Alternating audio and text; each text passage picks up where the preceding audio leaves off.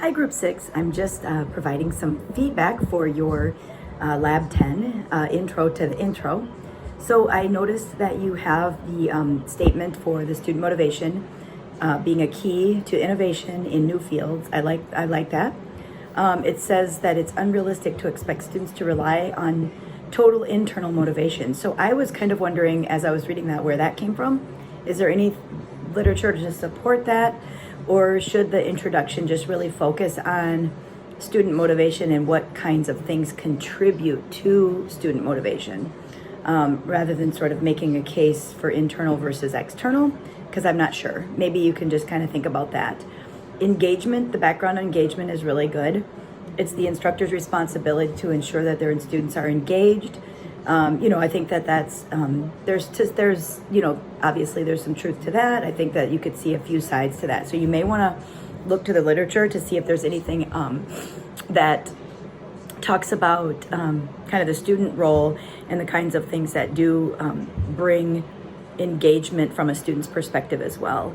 Teaching styles definitely can impact. I like that, just because there's different styles and there's different things that professors can do to kind of help with motivation. The personality traits section, I was trying to think about the link, I guess. So you're kind of thinking of student motivation and teacher kind of role with student motivation. So then it feels a little bit like there's another topic then coming in. So I don't know, because if there's personality traits that are shown, there's not a whole lot a professor can do about their personality traits. And if that's, so I guess I'm just wondering if that is really a piece of what you want to talk about and how that really links in really well.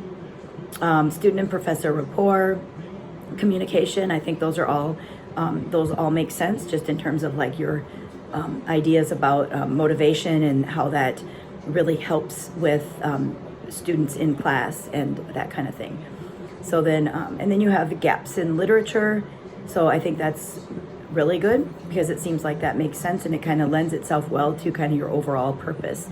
So I guess, your purpose is to demonstrate check-ins. And I guess what I was looking for with that is to say, like, is there literature that suggests that your check-ins or frequency of check-ins or the way that a professor checks in would lead to motivation or not? Maybe it's the style of communication like you're talking about. So I think I'd probably put a little bit more about the check-in up at the top. And maybe I'm not sure about the statement on being unrealistic to expect students to rely on total internal motivation. I guess I'm not sure about that.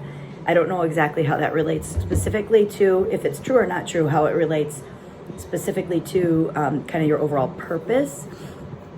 And so maybe there's a link and I'm not seeing it. And so maybe you can work on that link a little bit, and also some literature that would kind of support the statement that we can't rely on students' internal motivation. Because there is research on internal versus external motivation, and internal motivation is shown in the literature to be a predictor of success in a lot of things. And we really do prefer internal motivation for things. So it's called locus of control. That's the literature. And so when one has an internal locus of control, they tend to fare better because they're not relying on external things that are out of their control. It's internal motivation that usually lends itself really well to success in things, not just school, but a job or whatever they're working on. So tasks, performance in sports, school, anything. So you might want to look at that because your sort of stance is that we don't want to rely on internal motivation, when I would want to see some of the literature that would kind of support that internal motivation isn't something that lends itself to success. So anyways, really good job. I will send this to your group, and hopefully you had a good weekend.